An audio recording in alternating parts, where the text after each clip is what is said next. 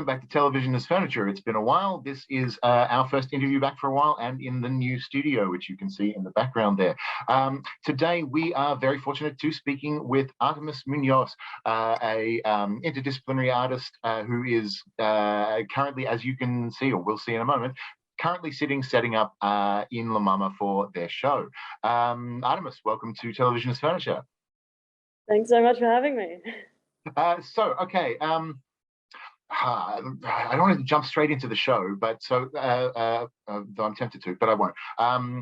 First of all, let me talk to me about you, actually. So you started doing shows, I feel like last year, right? So I feel like, basically I studied acting and I graduated that course in 2016, and I poured my heart and soul. Yes, I poured my heart and soul after that, and trying to audition for other people's works and blah blah blah blah blah. And I was really struggling with the audition way of approaching theatre. Because my brain can freak out very easily, as one of the things we talk about in the show, but also B, like a lot of the projects I was putting myself forward for, I wasn't actually that excited about.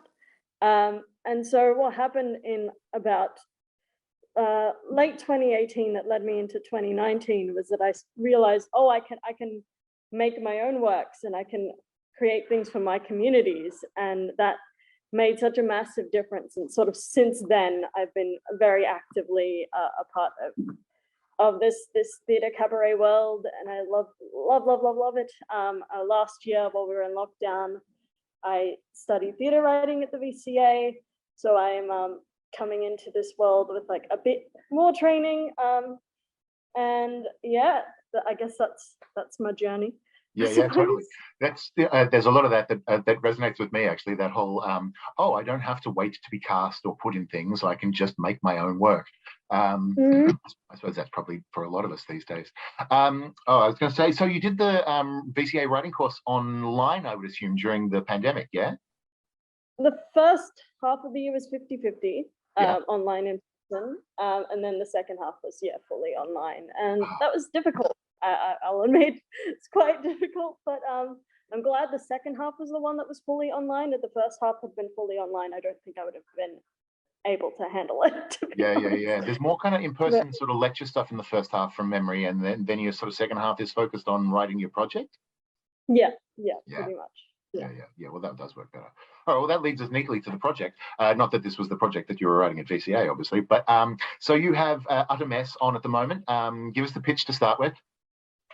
Well, it's basically a show about the importance of language and having the right words. And I look through my life, because I'm a person with a very complicated, messy identity. And I sort of use that as a case study for sharing like what it's actually like to be labeled incorrectly versus to find a word that, brings you joy and community and freedom. So that's the show in a nutshell.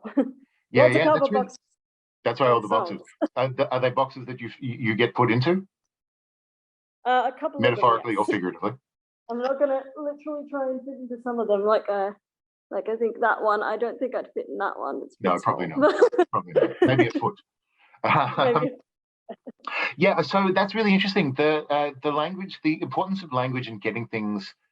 I don't want to say getting the words right, because to me language is such a fluid thing, right? It changes, not necessarily day to day, although sometimes with the internet and with old person, but with the speed of communication on the internet, language is so very fluid, and even more fluid now. It feels like, particularly given that a lot of the themes of your work are around gender identity and the expression of that, and how within this work, how its language is imposed upon you as well, I think. This is a bit from my own experience. And to me, it feels like only a couple of years ago, there weren't the words for, like even 10 years ago, there weren't the words to describe a non-binary existence. And so even though the existence still was a thing, like the people were still a thing, it was so much it was a prison of the mind that you couldn't think of a thing, right? Because you didn't have the word to name it. Totally, exactly. Yeah. So I'm interested in your thoughts on that. I mean, I got a YouTube channel too, and I made a video recently where I talk about like these sort of 3 stages of coming into your identity. And the first stage is when you're lost, when you have this feeling that something's wrong and you just don't know what.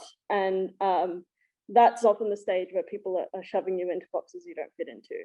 And then the next stage is when you realize that, but you're like, oh, I've got to come out of this box. Oh, and you feel sort of like trapped by the confines of the space you're in, and it's really sort of dire that you get out. And then the third phase is when you're affirmed, you're getting to live as you truthfully are, and claim the identity that actually sits right with you.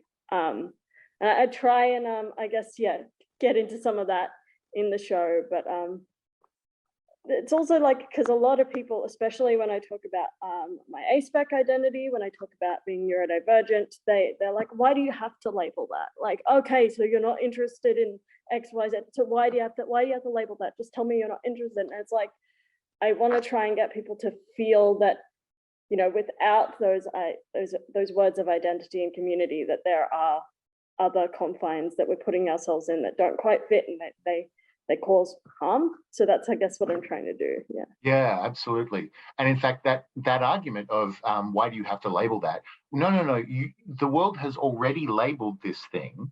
It's just been labeled incorrectly. Exactly. Yeah, fascinating. I'm really looking forward to the show. I know I am coming towards the end, but I have my own issues, which mean going out during the day is easier than going to a show at night, etc. So you must have a million things to do still. You guys open Tuesday. Tuesday, yeah, right. So you got a week to go. Yeah, you feeling good? I'm feeling pretty good. Yeah, I'm a bit like worried about COVID canceling everything. Oh yeah. Other than that, I think we're on top of it. Like, good team. I've done the show like pretty recently. I filmed it here at La Mama. Because we had to cancel the in-person season we had planned in February. You were the show just before me. Yeah. So I do know it like the back of my hand, but I'm just keen to do it and to bring audiences in and to feel the energy of a live audience, because cabaret as well as an art form is so dependent on the audience and that relationship. Yeah, very much so. I should let you go. This is the problem with these things. I'm supposed to do them short and like, you know, a quick 10-minute thing, and then I just get into it. How I'm really interested in the difference between the broadcast experience, or the pre-recorded experience, and the live experience.